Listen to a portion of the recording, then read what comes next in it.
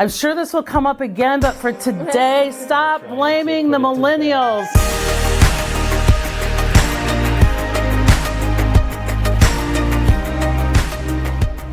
I'm Wakeman, and I'm a drama researcher.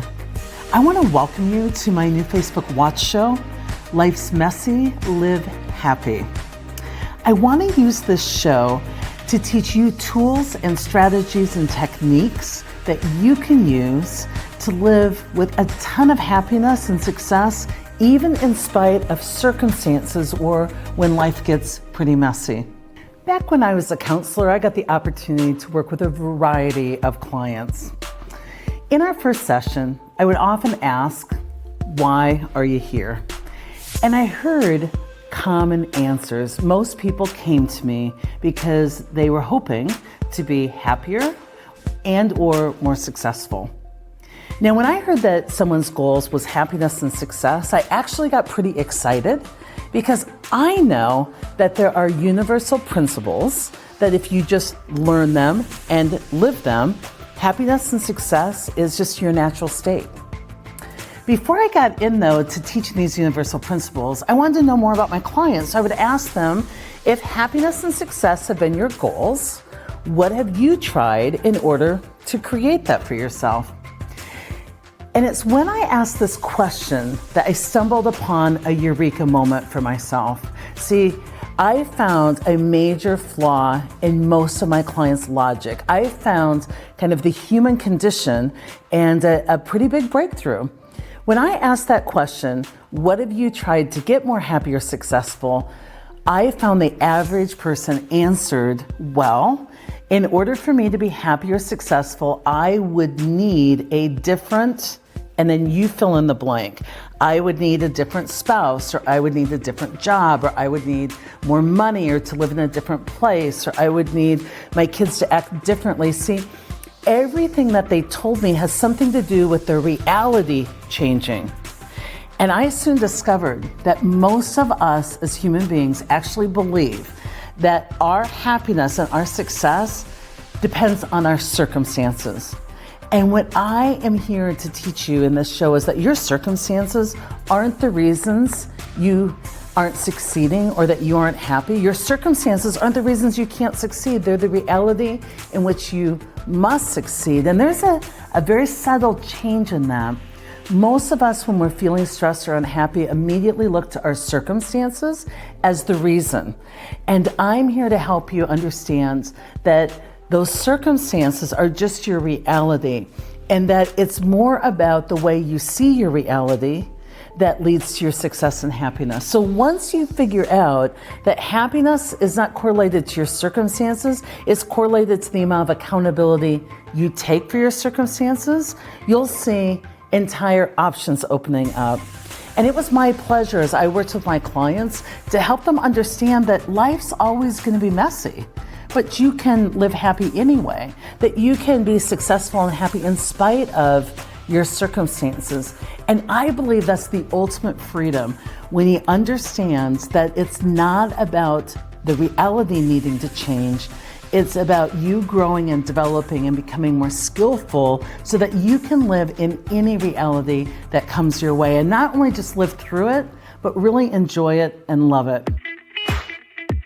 This is part of the show I call Dear Cy. It's where I take questions from fans. The first question is from Darcy, and she asks, my existing culture feels so negative and is based on gossip and drama. How do you change an existing culture? I've got some bad news, Darcy. I don't think you do change cultures. I do believe you can change climates. Now, the climate is the area right around you, and if you change enough climates, then culture changes. It's like this really good type of global warming. You can't change the weather outside, but you can certainly dress appropriately for the temperature you want to be. And that's where I want you to focus. I want you to move away from what's wrong in the culture, and I want you to focus on where can I have impact on the daily. And I call this whole theme, Stop Judging, Start Helping. I believe in Stop Judging, Start Helping so much that if you worked for me, on the back of your badge, you would actually have a question that says, how can I help? And whenever you were judging, I would ask you to start helping. So first, judging. I want you to understand that whenever you see a behavior, your ego adds commentary to it. I saw two people talking and the topic was about someone not present. My ego says, aha, they're gossiping. I see another conversation happening and people are expressing frustration. My ego adds, they're so negative. The counterintuitive piece of this is that you're adding to the negativity with your own judgment. The one place you can have immediate impact is to stop the judgment and just get really neutral about what's going on. That way, you don't have to feel negative about what's happening. You can feel neutral about what's happening. And that's going to put you in a position then to start helping. So what I advise you to do when you are experiencing something that you believe could be helped is that you just intervene first with a very positive statement about the topic at hand that puts a stake in the ground about where you're going, where you're putting your energy, and then with a great brainstorming session you lead on what could we do to help. Let me give you an example. I'm in Cube Land and a colleague comes up and starts complaining about Rhonda in IT. And it starts to be gossipy. Rhonda can't manage her way out of a paper bag, and IT has really made it difficult for us, and they don't listen, and this new project is really gonna slow us down. First thing I do is I go, oh my gosh, I love our colleagues in IT. Positive statement. Then I say, what should we be doing to help? What do you guys think we could do to help this situation? I, for one, am willing to connect with Rhonda and see if I can't help in the understanding of what we can do to support their implementation. See, when you take that energy away from why we can't and why we shouldn't have to and put it in how we could help, people do one of two things. They'll join in and appreciate that you redirected them and they'll start brainstorming how to help, or they'll get the clear message that if they aren't helping, they need to move on to a different subject. I've even had, when I've done this technique, where people are like, you know what? I'm not getting involved in that. I go, great, then what should we be doing for lunch? It sets the tone that you're here to help or to move on to other places where you could add value. One of the things I truly believe is that together we're genius. And there are topics that come up that I get super passionate about, and I know I need to pull a consult. So one of the things I want to try with this new Facebook Watch show is pulling my team together on different topics that we all get pretty passionate about and seeing if we can't interrupt your thinking a bit and share some of our unconventional wisdom. So the topic I'm picking today is the one we get so upset about often, and it's all the crap out on the internet about how millennials are ruining our lives and our world, and we can't lead, and they aren't dedicated, and they don't want to work hard, and So I thought I would open up the topic with millennials. What are you guys hearing, and what do you guys have to add to that subject? Well, I just got a text last night from a friend who actually I gave the book to, No Ego. And they're like, this is perfect. I can use this to deal with all the millennials at work. And I said, well, actually, there was many things I could have responded, but I said, unfortunately, drama comes with every age. So, but it is funny how, for some reason, we've all keyed in on that millennials are the problem. Millennials are the problem. It's a simple, agreed upon excuse for why we aren't leading in a modern way. And people have keyed in on it. When I share the data that in the last 10 years, drama has increased in the workplace from 2 hours a day per person to 2.5 hours a day per person, people instantly go, oh, those dang millennials. And what I'm here to tell them is it's not the age of the human, it's the human condition. The source of drama has nothing to do with your age. It has to do with the fact that we have an ego.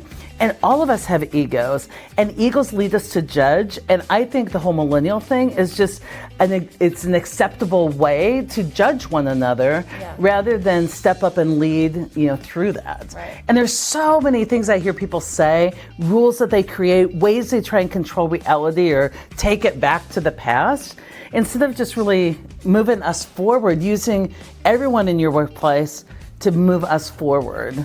Actually, one of the ones that I think are the most often probably is that we spend too much time on our screens as millennials. So when you go to like keynotes or when you have these meetings in your companies, they say do not bring your phones. And we're like, well, like in my case, when I hear that or when I read about that on articles, I'm like, no, like not because English is my second language, but I'm on my phone all the time, either taking notes or looking something up online, like a word that I don't understand or a question that is being asked that people are looking the answer to. It's so true. We would lose our competitive advantage if Anna didn't bring all technology to the meetings. That cracks me up because I bought you guys this technology and then I'm going to say don't bring it to the meeting. Right. It's like one of our biggest resources because we need to go to where the world is. And I have people, they'll say, they're so distracted at work on their phones and they want to take the phones away. I'm like, no, give them their phones. I want to be their distraction. So instead of trying to fight reality, co-opt it and go for it. But keynotes, a lot of times the announcer right before me has this old message and they're like, please put away your phones and pay proper respect to the speaker, put away all technology. And I'm like, no! Because take your phones out, please. Please tweet this. Yeah. Let's go. Ellie's our social media person. She has perfectly designed every PowerPoint slide to be like get it out Instagram. Yeah. So I go, please, everyone take your phones back out. We want you to text us to connect in. Yeah. When I'm not ready for what's next, I want the whole world to go back to where I was comfortable. So what I want to say to any leaders out there, if you are still using this excuse of, oh, I can't lead these millennials, it's not about the millennials. You have stepped down and you're using that as a reason, story, or excuse. These millennials are awesome, and what they do need is great partnership with great leaders who pays attention to where they're going, goes along for the ride, and while you're at it, calls them up to greatness and gets them to be more and think about greater things. So I'm sure this will come up again, but for today, stop blaming the millennials. And millennials, stop judging us. Some of us are pretty cool. Thank you so much for watching the first episode of my show. Make sure that you like my page and stay tuned. And remember, life's messy, live happy.